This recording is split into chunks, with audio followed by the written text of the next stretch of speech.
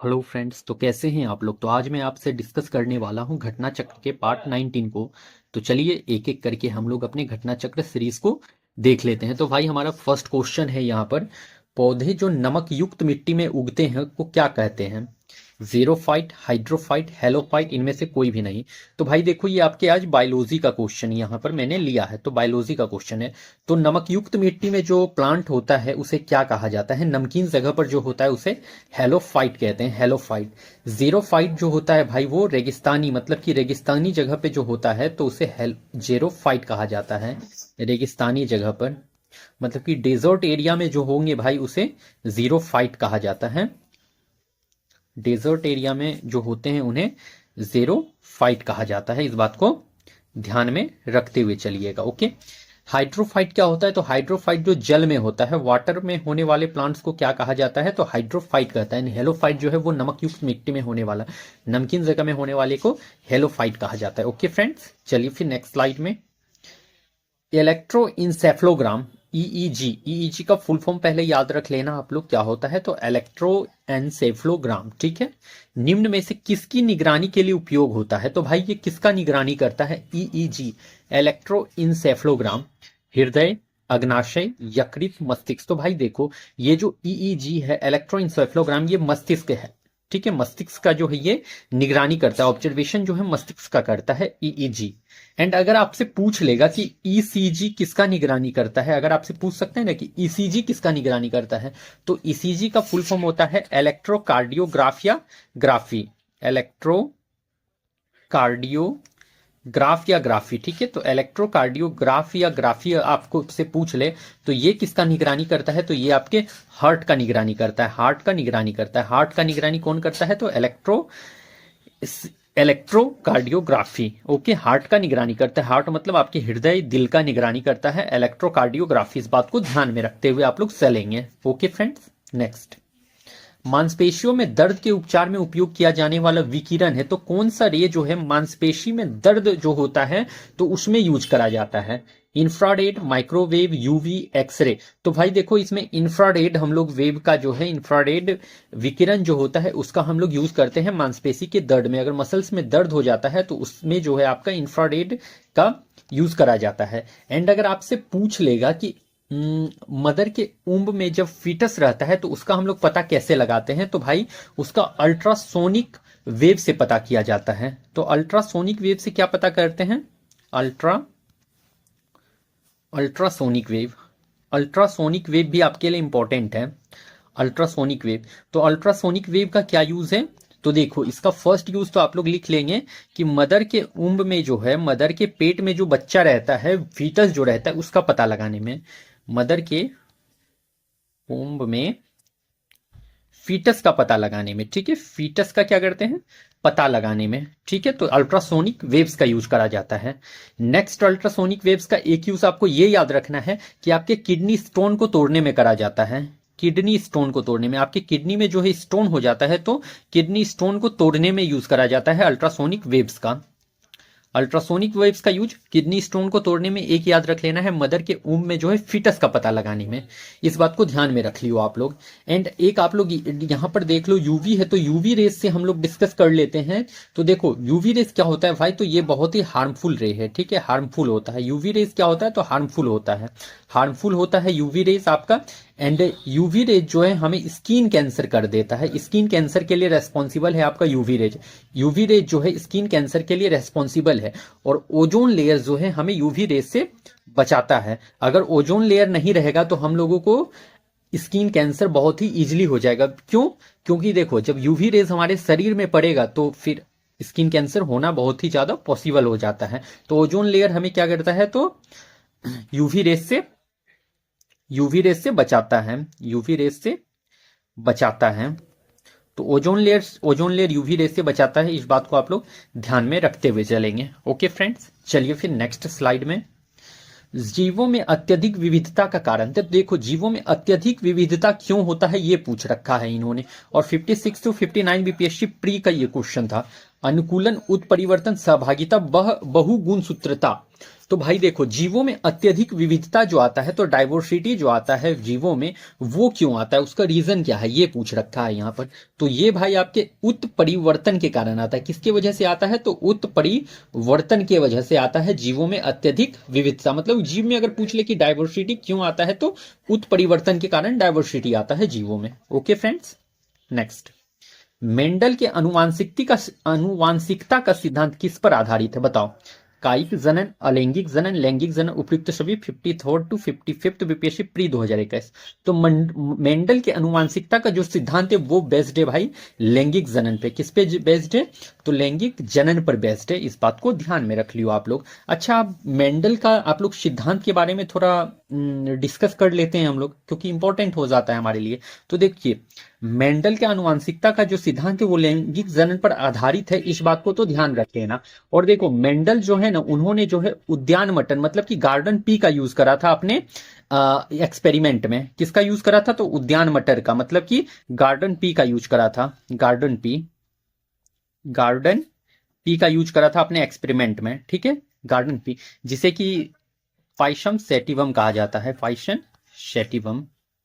Sativum कहा जाता है। गार्डन पी को क्या कहते हैं, फाइशन सेटिवम। इस बात को ध्यान रखना। तो मेंडल ने किसका यूज करा है, तो उद्यान मटन मतलब कि गार्डन पी का अपने एक्सपेरिमेंट में यूज करा था। क्यों यूज करा था वो मेंडल, आखिर गार्डन पी का यूज क्यों किए, मटर का यूज उन्होंने क्यों करा अपने एक्सपेरिमेंट में। कुछ तो और का यूज वो कर सकते थे, बट उन्होंने गार्डन पी का ही यूज क्यों करा अपने एक्सपेरिमेंट में। तो भाई इसका रीजन क्या है, आपको पता है। तो इसका रीजन ये है कि जो मटर होता है उसका जो जीवन काल होता है और जो आकार होता है वो क्या होता है, छोटा होता है। और मटर जो है कई प्रजाति में पाई जाती है। मटर का यूज क्यों हुआ, क्योंकि मटर का जो जीवन काल और जो मटर का आकार होता है, पी का जो आकार होता है वो क्या होता है, छोटा होता है।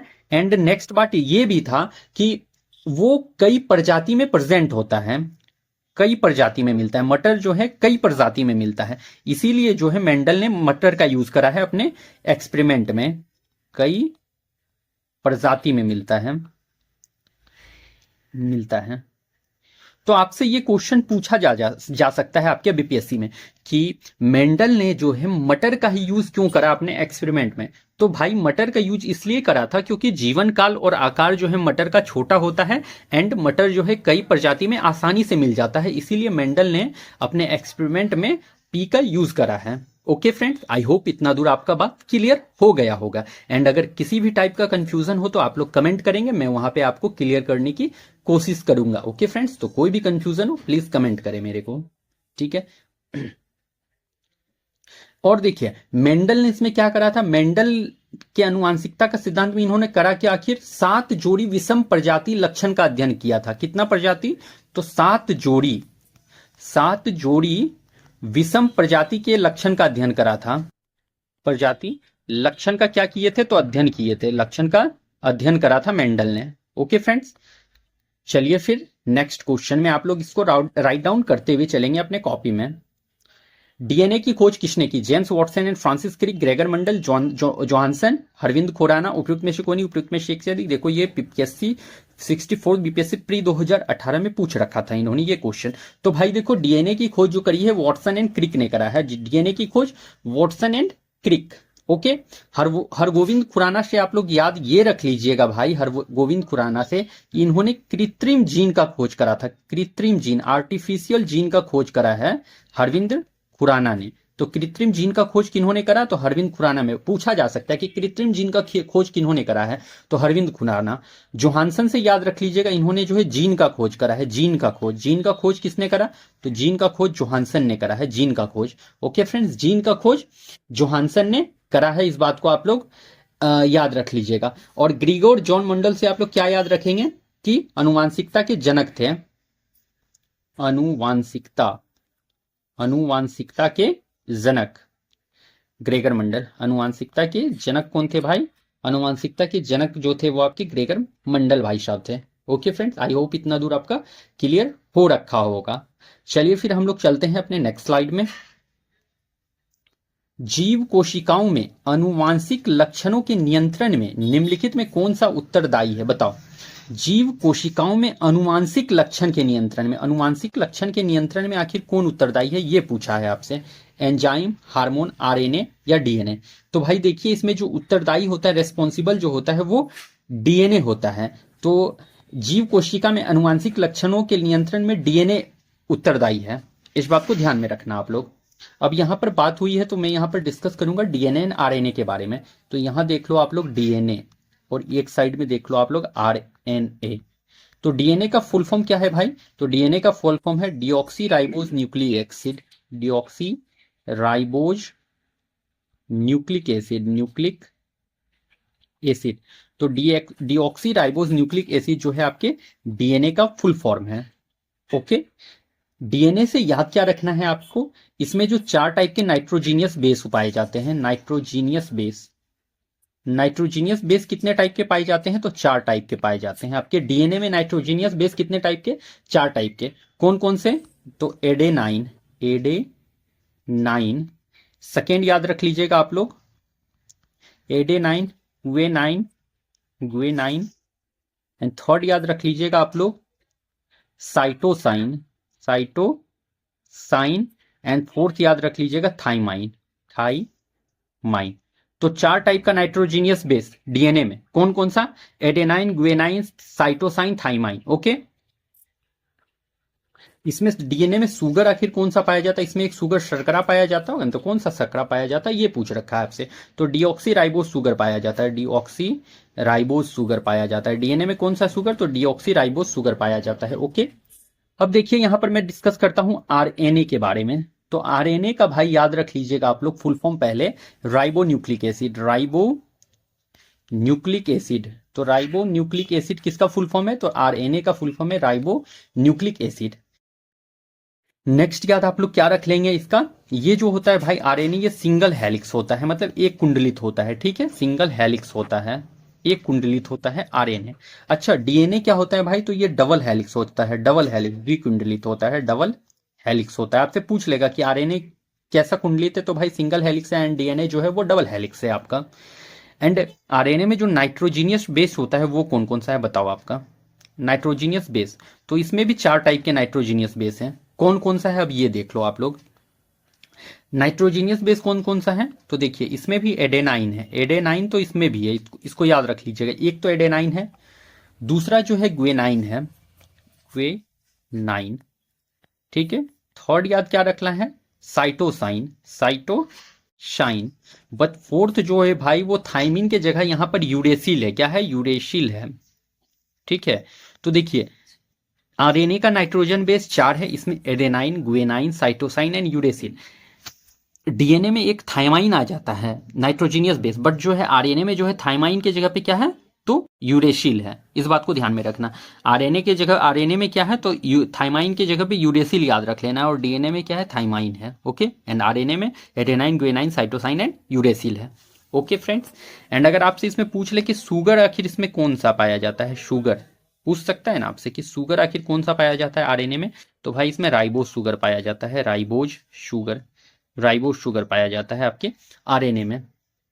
अच्छा, एक बात आप लोग ये भी याद रखेंगे यहां पर कि डीएनए जो है पॉलीमर ऑफ न्यूक्लियोटाइड है, क्या है, पॉलीमर ऑफ न्यूक्लियोटाइड, न्यूक्लियोटाइड।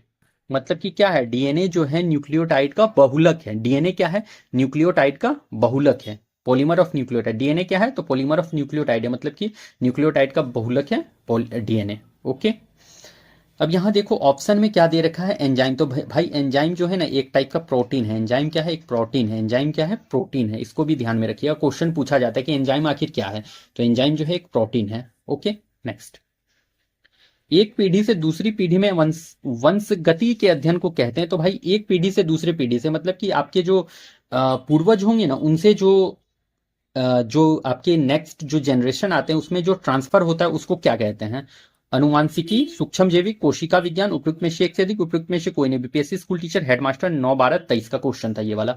तो एक पीढ़ी से दूसरी पीढ़ी में वंशगति के अध्ययन को कहते हैं भाई वो अनुवांशिकी कहा जाता है, अनुवांशिकी कहा जाता है। क्या कहता है, अनुवांशिकी कहते हैं। मतलब कि देखिए, जो पेरेंट्स से ऑफ स्प्रिंग में जो ट्रांसफर होता है कैरेक्टर, उसे क्या कहते हैं, यहां पर ये पूछ रखा है इन्होंने। तो पेरेंट्स से जो ऑफ स्प्रिंग में जो ट्रांसफर होता है उस कैरेक्टर को अनुवांशिकी कहा जाता है, अनुवांशिकी। Okay friends, next.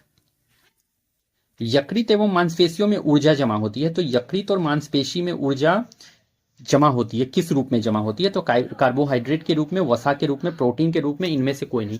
तो भाई यकृत और मांसपेशी में कार्बेट के रूप में तो नहीं, कार्बोहाइड्रेट के रूप में तो होना नहीं है, वसा के रूप में होगा नहीं, प्रोटीन के रूप में होगा नहीं, तो इनमें से कोई नहीं इसका करेक्ट आंसर होगा। तो आखिर होता किस रूप में जमा है, तो वो जो होता है ग्लाइकोजेन के रूप में होता है, ग्लाइकोजेन, ग्लाइकोजेन के रूप में होता है। ग्लाइकोजन के रूप में क्या होता है, तो यकृत और मांसपेशी में ऊर्जा जो जमा होता है, यकृत और मांसपेशी में जो एनर्जी जमा होता है वो ग्लाइकोजन के फॉर्म में जमा होता है। Okay, next. मानव तंत्र में इंसुलिन किसका चयापचय मेटाबॉलिज्म नियंत्रित करता है, ये पूछा है आपसे। तो मानव तंत्र में इंसुलिन किसका करता है, ये पूछ रहा है, मेटाबॉलिज्म। तो ये जो आपके वसा का करता है, कार्बोहाइड्रेट का करता है, प्रोटीन का करता है, या न्यूक्लिक एसिड का करता है, तो भाई ये कार्बोहाइड्रेट का करता है, कार्बोहाइड्रेट का। Okay, next. निम्नलिखित में कौन सा तरल बिजली का कुचालक है, यहां क्या पूछा है, तरल बिजली का कुचालक पूछा है। तो बिजली का कुचालक, नींबू का रस, नमकीन पानी, संतरे का रस, उपयुक्त में से कोई नहीं। 69 बीपीएससी प्री 2022। तो भाई देखिए, ये नींबू का रस तो ये सुचालक है, सुचालक है, गुड कंडक्टर ऑफ इलेक्ट्रिसिटी है, सुचालक है। नमकीन पानी जो है भाई ये भी गुड कंडक्टर है, गुड कंडक्टर है, गुड कंडक्टर है।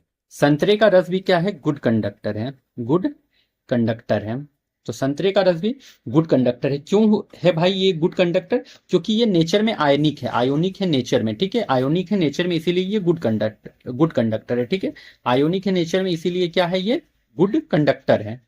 ये तीनों क्या आयनिक है नेचर में, इसलिए ये गुड कंडक्टर ऑफ इलेक्ट्रिसिटी है। बट जो आपका यहाँ पर क्या दे रखा है, निम्नलिखित में कौन सा तरल का कुचालक है, तो इनमें से कोई नहीं, कोई नहीं, इनमें से कोई नहीं, तरल का कुचालक कोई नहीं, सारे के सारे क्या है, सुचालक है, गुड कंडक्टर है, कोई भी इसमें बैड कंडक्टर देखने को नहीं मिल रहा है। चलिए फिर नेक्स्ट क्वेश्चन में, निम्नलिखित में किस गैस को वायुमंडलीय प्रदूषक माना जाता है, बता दो। वायुमंडलीय प्रदूषक, आर्गन, ऑक्सीजन, सल्फर डाइऑक्साइड, उपयुक्त में से एक से अधिक, उपयुक्त में से कोई नहीं। स्कूल टीचर, हेडमास्टर, 10, 12, 23 का क्वेश्चन इन्होंने पूछ रखा था। तो देखो भाई, अकॉर्डिंग टू ऑप्शन अगर देख लिया जाए तो हमारा जो है सल्फर डाइऑक्साइड होता है, ठीक है ना। अकॉर्डिंग टू ऑप्शन जो है सल्फर डाइऑक्साइड जो है वायुमंडल का प्रदूषक है। एंड और भी हम लोग याद रख लें अगर वायुमंडल के प्रदूषक में, तो आप नाइट्रोजन डाइऑक्साइड भी याद रख सकते हैं, नाइट्रोजन डाइऑक्साइड भी याद रख लीजिए, नाइट्रोजन डाइऑक्साइड याद रख लीजिए। और एक याद रख लीजिए कार्बन मोनोऑक्साइड भी याद रख लीजिए, कार्बन मोनोऑक्साइड भी याद रख लीजिए। Nitrogen dioxide, carbon monoxide and sulphur dioxide, ये सब क्या है, वायुमंडलीय प्रदूषक है। Okay, next. भारत की सबसे बड़ी वाह नदी, वाह मतलब होता है भाई कि बहने वाली नदी, सबसे बड़ी नदी कौन सी है, भारत की सबसे बड़ी नदी या फिर बहने वाली नदी, वाह नदी यहां पर लिख रखा है। ये पूछा कब गया था, 1995 में बीपीएससी ने पूछ रखा है ये वाला क्वेश्चन। तो भाई वाह नदी कौन सी है, बता दो आप लोग। तो देखिए, वाह नदी जो होता है वो आपकी महानदी है, गोदावरी है, गंगा है, नर्मदा है। तो भाई वो आपको वाह नदी में जो आ जाएगा आपका गंगा नदी आ जाता है, क्या आ जाता है, गंगा नदी सबसे बड़ी वाह नदी है। ये ओरिजिन आखिर इसका कहां से होता है, गंगा नदी का उद्गम ओरिजिन कहां से होता है, तो गंगोत्री ग्लेशियर से होता है, गंगोत्री ग्लेशियर से होता है। गंगोत्री ग्लेशियर कहां पर है, तो उत्तराखंड में है, गंगोत्री ग्लेशियर से होता है। इसका टोटल लेंथ कितना है भाई गंगा नदी का, तो टोटल लेंथ जो है 2525 किलोमीटर है, टोटल लेंथ 2525 किलोमीटर है। बिहार में जो है ये 12 जिला को क्रॉस करती है। बिहार में कितना जिला को क्रॉस करती है गंगा नदी, तो 12 जिला को कवर करती है। बिहार में कितना जिला कवर करती है, तो 12 जिला कवर करती है। और सबसे ज्यादा जो है लंबा किस जिला में बहती है, तो सबसे ज्यादा लंबा जो है आपके पटना जिला में बहती है, 99 किलोमीटर, ठीक है, 99 किलोमीटर। एंड सेकेंड नंबर पे आता है कौन सा, सेकेंड नंबर पे, तो सेकेंड नंबर पे आता है आपका भागलपुर। भागलपुर में गंगा नदी कितना किलोमीटर बहती है, तो भाई ये 97 किलोमीटर बहती है भागलपुर में। ओके, यहां पर है गोदावरी, तो गोदावरी से आप लोग क्या याद रखेंगे भाई, तो इसका क्या है उद्गम पहले याद रख लीजिए, ये ओरिजिन कहां से होता है, गोदावरी। तो गोदावरी का जो उद्गम है आपके नासिक महाराष्ट्र से होता है, ठीक ना, नासिक महाराष्ट्र इसका उद्गम स्थल है, महाराष्ट्र। तो गोदावरी का उद्गम क्या है, तो नासिक महाराष्ट्र है। ये इसका टोटल लेंथ कितना है, तो 1465 1465 किलोमीटर इसका टोटल लेंथ है। इसको क्या कहते हैं भाई, गोदावरी को दक्षिण भारत की सबसे लंबी नदी, दक्षिण भारत की सबसे लंबी नदी, दक्षिण भारत की सबसे लंबी नदी, दक्षिण भारत की, दक्षिण भारत की लंबी नदी गोदावरी, लंबी नदी, दक्षिण भारत की लंबी नदी गोदावरी। अच्छा, गोदावरी को भाई जो है आपके दक्षिण की गंगा या वृद्ध गंगा के नाम से भी जाना जाता है। गोदावरी को दक्षिण की गंगा, दक्षिण की गंगा, दक्षिण की गंगा या फिर वृद्ध गंगा के नाम से भी जाना जाता है, या फिर वृद्ध वृद्ध गंगा के नाम से भी जाना जाता है। दक्षिण की गंगा या वृद्ध गंगा के नाम से कौन जाना जाता है, गोदावरी। अगर भाई आपसे पूछ ले कि दक्षिण भारत की गंगा, अगर आपसे पूछ सकता है ना कि दक्षिण भारत की गंगा किसे कहते हैं, तो अगर आपसे दक्षिण भारत की गंगा पूछ ले, दक्षिण भारत की गंगा, तो दक्षिण भारत की गंगा अगर पूछ ले आपसे, तो आपको कावेरी के साथ जाना पड़ेगा, कावेरी। देखिए कावेरी, ठीक है। तो दक्षिण भारत की गंगा क्या हो जाता है, तो कावेरी हो जाता है। इस तरह से याद रख लीजिए। अगर आपसे दक्षिण की गंगा पूछता है क्वेश्चन, तो दक्षिण की गंगा गोदावरी नगर, अगर उसमें जोड़ देता है दक्षिण भारत वर्ड, अगर जोड़ देता है दक्षिण भारत की गंगा, तो कावेरी नदी आंसर होगा। और दक्षिण की गंगा पूछता है तो गोदावरी नदी, दक्षिण की गंगा गोदावरी नदी, एंड अगर उसमें एक वर्ड जोड़ दिया दक्षिण भारत की गंगा, तो कावेरी नदी। क्लियर। एंड वृद्ध गंगा किसे कहते हैं, तो कावेरी नदी को कहा जाता है वृद्ध गंगा। Okay, next. गंगा नदी के किनारे सबसे बड़ा शहर कौन सा है, तो देखो इंपॉर्टेंट है ये, आप में हो सकता है कि एज इट इज ये रिपीट कर दे क्वेश्चन, ठीक है। तो ये इंपॉर्टेंट क्वेश्चन है। तो गंगा नदी के किनारे सबसे बड़ा शहर आपसे पूछ लिया है, तो वाराणसी, पटना, कानपुर, इलाहाबाद। तो यहां देखो सबसे बड़ा शहर पूछा है गंगा नदी के किनारे, तो गंगा नदी के किनारे सबसे बड़ा शहर जो है भाई वो कानपुर है, कानपुर है। देखिए आपका जो वाराणसी है ये भी तो गंगा नदी के किनारे बसा हुआ है, बट यहाँ क्या पूछा है, गंगा नदी के किनारे बसा जो है सबसे बड़ा शहर पूछ लिया है, तो कानपुर होगा। वाराणसी भी गंगा के किनारे बसा हुआ है बट बड़ा नहीं है। पटना भी जो है गंगा के किनारे बसा हुआ है, एंड इलाहाबाद जो है भाई प्रयागराज जिसे कहते हैं वो भी गंगा के किनारे बसा हुआ है, बट यहाँ बड़ा पूछ रखा था इन्होंने कि बड़ा शहर कौन सा है, तो कानपुर बड़ा शहर है। ओके, अकॉर्डिंग टू ऑप्शन यहाँ पर कानपुर करेक्ट होने वाला है। नेक्स्ट। तिब्बत में मानसरोवर झील के पास जिस नदी का स्रोत है वह है, तो तिब्बत में मानसरोवर झील के पास किस नदी का स्रोत है, बताओ ये बात। ब्रह्मपुत्र, सतलज, सिंधु, उपयुक्त सभी। तो भाई इसका जो करेक्ट आंसर आपका देखने को मिलेगा उपयुक्त सभी। तो मानसरोवर, तिब्बत में जो मानसरोवर झील के पास जिस नदी का स्रोत है वो है ब्रह्मपुत्र का भी स्रोत है, सतलज का भी स्रोत है, सिंधु का भी स्रोत है, मतलब ऑल ऑफ दीज इसका करेक्ट आंसर होने वाला है। Okay, next. निम्नलिखित तुलना के आधार पर हिमालयी नदी की प्रायद्वीप नदी से तुलना करें, मतलब क्या बोला है, हिमालयी नदी को प्रायद्वीप नदी से कैसे डिफ्रेंशिएट करना है ये यहां पर पूछा गया है, मतलब दोनों के बीच में डिफ्रेंशिएट करना है आपको। अधिकांश हिमालयी नदी 12 मासी होती है, जबकि अधिकांश प्रायद्वीप नदियां वर्ष भर निर्भर, वर्षा पर निर्भर है, ठीक है। सेकेंड ऑप्शन क्या यहां पर दे रखा है आपका, हिमालयी नदी की ढाल प्रायद्वीप नदी की तुलना में अधिक खड़ा है, ठीक है। नेक्स्ट क्या दे रखा है, प्रायद्वीप नदी हिमालयी नदी की तुलना में अपने रास्तों से अधिक क्षरण का कारण बनती है। नीचे दिए गए विकल्पों में से सही उत्तर का चयन करें। तो देखो भाई यहाँ पर क्या कहा, हिमालयी नदी और प्रायद्वीप नदी के बारे में यहाँ पर आपसे कहा गया है। तो अब देख लीजिए यहाँ पर क्या कहा है, अधिकांश हिमालयी नदियां 12 मासी है, तो बिल्कुल सही बात है, हिमालयी नदी जो होता है ये 12 मासी है, ये बिल्कुल सही यहाँ पर पॉइंट कहा गया है। जबकि अधिकांश प्रायद्वीप नदियां वर्षा पर निर्भर करती है, तो भाई प्रायद्वीप नदी जो है ना वो वर्षा पर ही निर्भर होती है, इस बात को ध्यान में रखना, प्रायद्वीप नदी वर्षा पर निर्भर होती है, तो ये बात भी यहां सही है। तो ऑप्शन नंबर ए क्या है, तो करेक्ट हो गया यहां पर।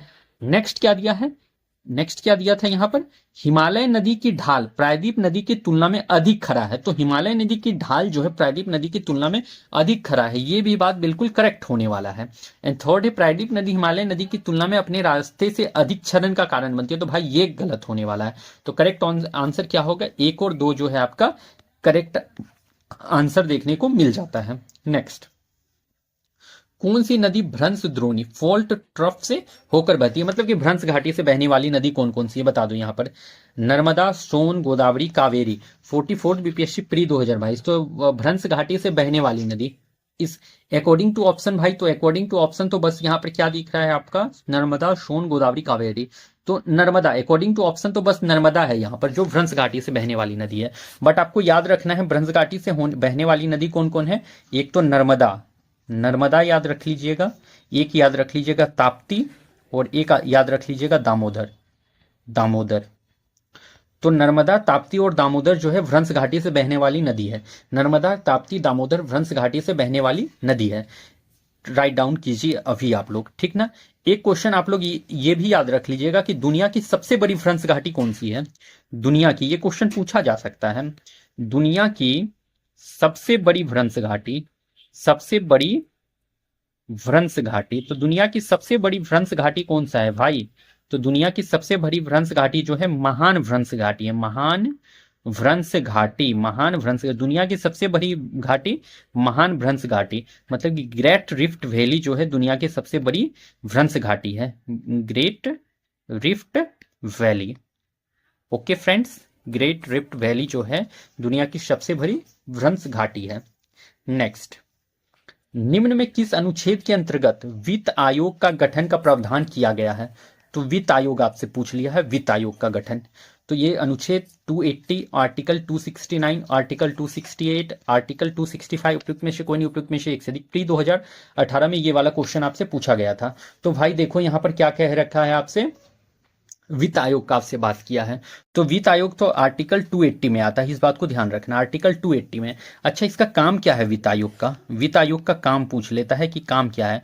तो देखो इसका मेन काम है सेंट्रल और जो स्टेट होता है उन दोनों के बीच क्या है, पैसा का बंटवारा करना। मतलब कि केंद्र और राज्य के बीच पैसा का बंटवारा, केंद्र एंड राज्य के बीच जो है, राज्य के बीच क्या होता है, पैसा का बंटवारा करना।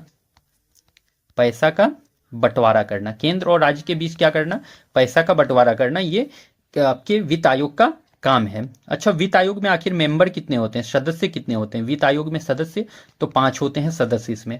अच्छा, नियुक्ति कौन करता है वित्त आयोग का। तो भाई नियुक्ति जो करता है वित्त आयोग का, नियुक्ति जो करता है वो आपके प्रेसिडेंट करते हैं, राष्ट्रपति महोदय करते हैं वित्त आयोग का नियुक्ति। मतलब वित्त आयोग के अध्यक्ष जो होते हैं ना, उसका नियुक्ति कौन करेगा भाई, तो उसका नियुक्ति जो करेगा आपका प्रेसिडेंट महोदय करते हैं, प्रेसिडेंट करते हैं, राष्ट्रपति करते हैं। इस बात को ध्यान में रख लेना आप लोग। अगर आपसे पूछ ले कि वित्त आयोग का कार्यकाल कितने साल का होता है, तो कार्यकाल 5 वर्ष का होता है, 5 ईयर्स का कार्यकाल होता है वित्त आयोग का, 5 ईयर्स का, ठीक है।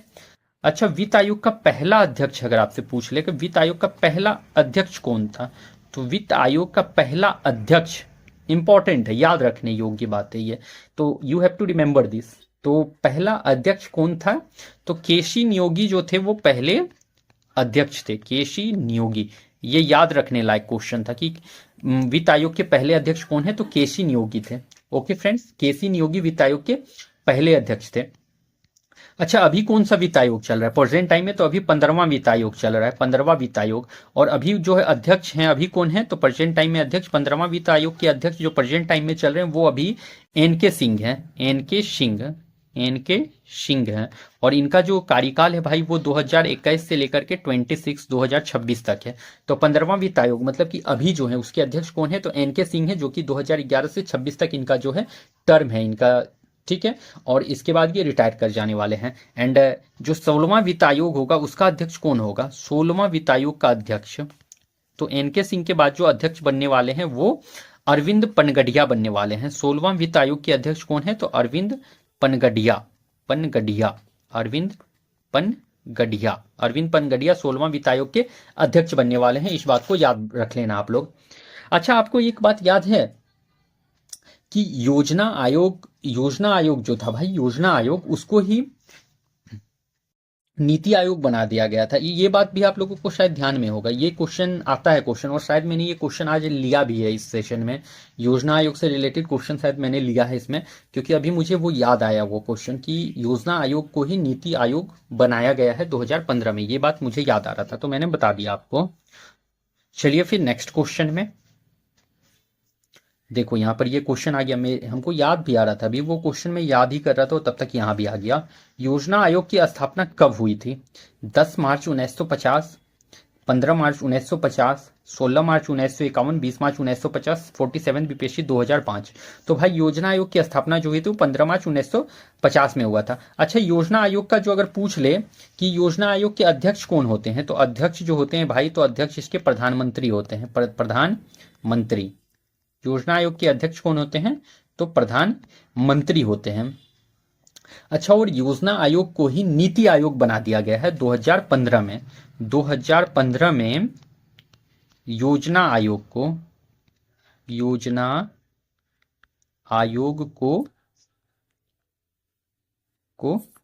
नीति आयोग बनाया गया। मतलब कि अब योजना आयोग नहीं होता है, ठीक है, अब नीति आयोग होता है। तो नीति आयोग बनाया गया। योजना आयोग को नीति आयोग कब बनाया गया है भाई? तो वो 2015 में। और 2015 में भी कब? तो जनवरी 2015 में। जनवरी 2015 में जो है योजना आयोग को नीति आयोग बनाया गया। मतलब अब योजना आयोग की जगह पर क्या रहेगा? तो नीति आयोग का गठन करा गया है। तो योजना आयोग अब नहीं होगा, अब जो है नीति आयोग होता है। 2015 से ये हो गया है। और योजना आयोग के आखिर अध्यक्ष कौन होते हैं? तो प्रधानमंत्री होते हैं योजना आयोग के अध्यक्ष। ओके, चलिए फिर नेक्स्ट क्वेश्चन में। निम्नलिखित में किस कमेटी आयोग ने न्याय पंचायत बनाने की सिफारिश की थी? देखो यहां पर क्या पूछ लिया है कि न्याय पंचायत बनाने की सिफारिश किसने करी थी? अशोक राय मेहता कमेटी, ठीक है। नेक्स्ट क्या दिया है? अशोक मेहता कमेटी। थर्ड दिया हुआ है जीवी राव कमेटी। और फोर्थ दिया हुआ है सरकारिया आयोग। उपयुक्त में से कोई नहीं, उपयुक्त में से एक से अधिक। तो निम्नलिखित में किस कमेटी आयोग ने न्याय पंचायत बनाने की सिफारिश की थी? तो भाई देखो, अशोक राय मेहता कमेटी, तो अशोक राय मेहता कमेटी ने करा है, तो भाई ये तो नहीं होने वाला है, ठीक है। अशोक मेहता कमेटी, तो हाँ यही तो था, अशोक मेहता कमेटी ने जो है न्याय पंचायत बनाने का सिफारिश करा था। ओके, अब कमेटी का बात हुआ है तो हम लोग कुछ कमेटी को यहाँ पर देख लेते हैं। आप लोग अभी देख लीजिए कुछ कमेटी को यहाँ पर। एक तो याद रख लीजिएगा बलवंत राय मेहता समिति। बलवंत राय मेहता समिति क्या किया था? तो ये जो किए थे तो 3 स्तरीय पंचायत का डिमांड किए थे। 3 स्तरीय पंचायत का मांग किए थे, ठीक है। 3 स्तरीय पंचायत के गठन का मांग किए थे। तो 3 स्तरीय पंचायत के गठन का मांग जो है बलवंत राय मेहता किए हैं। बलवंत राय मेहता क्या किए हैं? तो 3 स्तरीय पंचायत का मांग किए हैं। दूसरा याद आप लोग रख लीजिएगा अशोक मेहता समिति। अशोक मेहता समिति, तो ये जो थे ये 2 स्तरीय पंचायत का डिमांड किए थे। 2 स्तरीय पंचायत का मांग किए थे। 2 स्तरीय पंचायत के गठन का मांग करे थे अशोक मेहता समिति। तो इन दोनों बात को आप लोग याद रखेंगे। अच्छा, अगर आपसे एक क्वेश्चन पूछ लिया जाता है, क्योंकि ऐसा क्वेश्चन देखने को मिल सकता है आपको, कि पंचायती राज का वास्तुकार किसे कहा जाता है? तो पंचायती राज का वास्तुकार जो है भाई वो बलवंत राय मेहता को कहा जाता है। क्या? पंचायती राज का वास्तुकार। पंचायती राज का वास्तुकार किसे कहते हैं? तो बलवंत राय को पंचायती राज का वास्तुकार बलवंत राय मेहता को कहा जाता है। Okay, next. निम्नलिखित कथनों पर विचार कीजिए। 73वें संशोधन के बाद विकेंद्रीकरण किया गया। निर्णय लेने की शक्तियों का, पूर्ण व्यवस्था का, न्यायिक शक्तियों का, प्रशासनिक शक्तियों का, उपयुक्त में कौन से कथन सही है? तो कहा यहां पर ये आपसे पूछ रखा है इन्होंने कि 73वें संशोधन के बाद जो विकेंद्रीकरण किसका किया गया? तो पहला ऑप्शन क्या है? निर्णय लेने की शक्तियों का। तो हाँ भाई, ऑफकोर्स इसका तो विकेंद्रीकरण करा गया था। नेक्स्ट है पूर्ण व्यवस्था का। तो हाँ, ये पूर्ण व्यवस्था का भी करा गया है आपका विकेंद्रीकरण। एंड थर्ड दिया हुआ है न्यायिक शक्तियों का। तो भाई न्यायिक शक्तियों का विकेंद्रीकरण नहीं करा गया था। फोर्थ है आपका प्रशासनिक शक्तियों का। तो हाँ, प्रशासनिक शक्तियों का भी विकेंद्रीकरण करा गया है। मतलब यहां करेक्ट आंसर 1, 2 एंड 4 होने वाला है। 1, 2 एंड 4। नेक्स्ट, अनुसूची 11वें के द्वारा पंचायती राज संस्थाओं को कितने विषयों पर नियंत्रित करने का अधिकार दिया गया है? मतलब सिंपल सा क्वेश्चन है कि पंचायती राज में कितने विषय होते हैं? 18, 29, 26, 27। तो भाई पंचायती राज में 29 विषय हो जाते हैं, ठीक है। पंचायती राज से बात हुआ है तो मैं इसको डिस्कस कर देता हूं अब थोड़ा। अनुसूची कितना में है पंचायती राज? तो भाई अनुसूची जो है 11 में है। 11वीं अनुसूची में पंचायती राज है। इसका जो आर्टिकल कितना है? इसका आर्टिकल क्या है? पंचायत का आर्टिकल क्या है? तो आर्टिकल 40 है। आर्टिकल 40 पंचायत का। विषय इसमें कितने होते हैं? 29। अच्छा, और पहला पंचायत का गठन कहां पर हुआ था? ये भी पूछ सकता है। तो फर्स्ट पंचायत भाई ये राजस्थान के नागौर जिला में हुआ था, ठीक है। राजस्थान के नागौर में पहला पंचायत कहां पर बना था? तो राजस्थान के नागौर में, ठीक है। और राजस्थान के नागौर में। और कब बना था भाई? तो 2 अक्टूबर 1959 में बना था। तो पहला पंचायत का गठन कहाँ हुआ है? तो राजस्थान के नागौर में 2 अक्टूबर 1959 को हुआ है। इस बात को ध्यान में रख लेना। अच्छा, पंचायत का गठन किस संविधान संशोधन के तहत हुआ था? तो 73वां संविधान संशोधन, 73वां संविधान संशोधन 1992 के तहत क्या हुआ था? पंचायत का गठन, तहत पंचायत का क्या हुआ था? गठन हुआ था। तो 73वां संविधान संशोधन 1992 के तहत क्या हुआ था? तो पंचायत का भाई गठन हुआ था। Okay, next. किस राज्य में पंचायत व्यवस्था नहीं है? तो पंचायत व्यवस्था नहीं है किस राज्य में, ये पूछा है आपसे। तो नागालैंड, मिजोरम, मेघालय, केरल। तो भाई देख लो, पंचायत व्यवस्था अकॉर्डिंग टू ऑप्शन जो है यहाँ पर नागालैंड, तो हाँ इसमें भी पंचायत व्यवस्था नहीं है, मिजोरम में भी नहीं है, मेघालय में भी नहीं है। केरल में तो पंचायत व्यवस्था है भाई। तो नागालैंड, मिजोरम, मेघालय में पंचायत व्यवस्था नहीं है। तो उपयुक्त में से एक से अधिक इसका करेक्ट आंसर होने वाला है। उपयुक्त में से एक से अधिक 67 बीपीएससी प्री री एग्जाम 2022 का क्वेश्चन था। नेक्स्ट, यहां पर आपसे क्या पूछ दिया है हम? लॉर्ड लीटन निम्नलिखित में किससे संबंधित नहीं है? यहां पर क्या पूछा है? नहीं है। और बीपीएससी में आपको नहीं इसलिए दिया जाता है क्योंकि आप कंफ्यूज हो जाएं। तो यहां पर लॉर्ड लीटन किससे संबंधित नहीं है ये पूछा है आपसे। तो किससे संबंधित नहीं है बता दो आप लोग। इल्बर्ट बिल, स्ट्रेची कमीशन, सशस्त्र अधिनियम, वर्नाकुलर प्रेस एक्ट। तो भाई लॉर्ड लीटन जो संबंधित नहीं है वो इल्बर्ट बिल से संबंधित नहीं है। अच्छा, लीटन जो थे ना, लीटन जो थे वो वर्नाकुलर प्रेस एक्ट को लागू किए थे। वर्नाकुलर वर्नाकुलर आपसे पूछ लेगा कि वर्नाकुलर प्रेस एक्ट जो है लागू कौन करा है? तो वर्नाकुलर प्रेस एक्ट को लागू जो है लॉर्ड लीटन ने किया था। कब किया था? तो 1878 में। अगर आपसे पूछ ले वर्नाकुलर प्रेस एक्ट को बंद किसने किया करा है?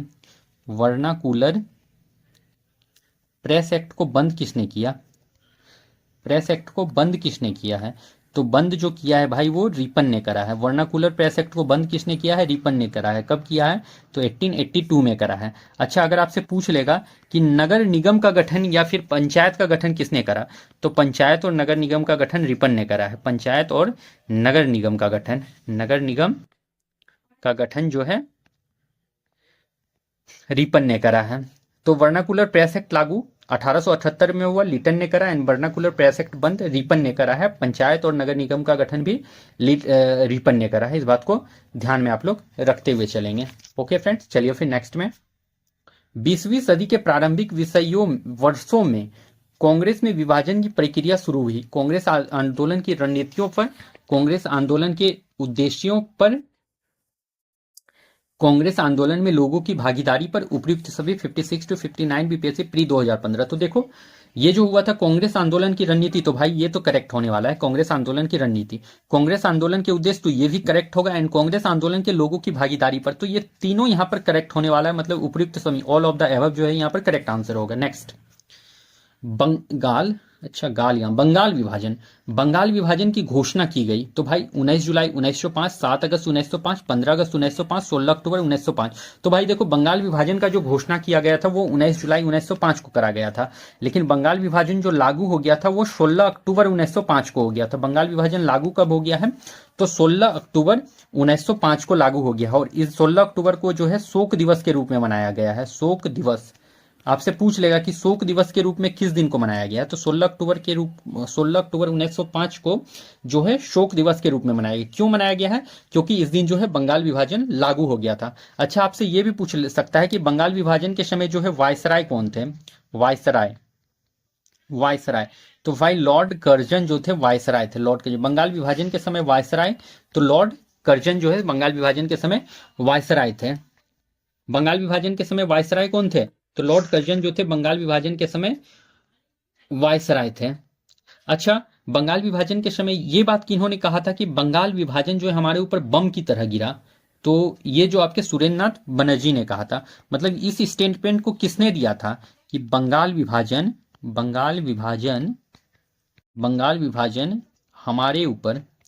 हमारे ऊपर बम की तरह गिरा, बम की तरह गिरा। ये स्टेटमेंट किसने दिया था बंगाल विभाजन पर?